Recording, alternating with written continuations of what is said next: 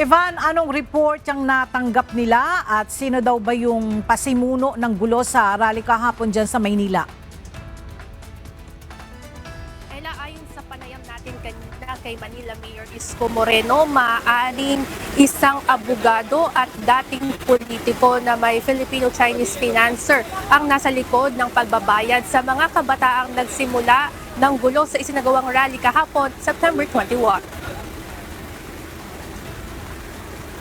Sa kasagsagan ng anti-corruption rally kahapon sa Maynila, nagkaroon ng paninira ng mga ari-arian ng gobyerno, pati na rin mga properties ng mga pribadong establishmento. Ayon kay Manila Mayor Isko Moreno, base sa kanilang initial na report, mayroon ng mga individual na lumulutang na maaaring nasa likod ng mga ito. May mga sketchy report kami na funded ng isang abogado at isang Filipino-Chinese na dating politiko. Those are sketchy report. Sila yung mga nagpondo doon sa mga bata. Pagtitiyak ng alkalde, pananagutin sa batas ang lahat ng mga naarestong suspect, mga kasabwat at sino mang nasa likod ng kaguluhan.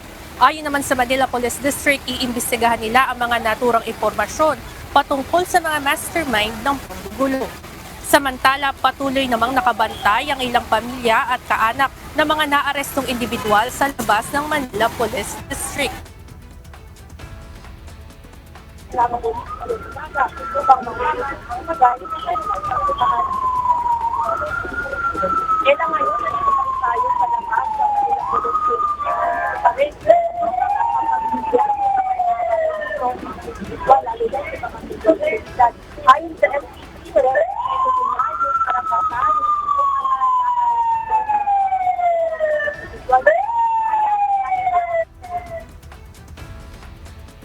Maraming salamat, Ivan Alvarez.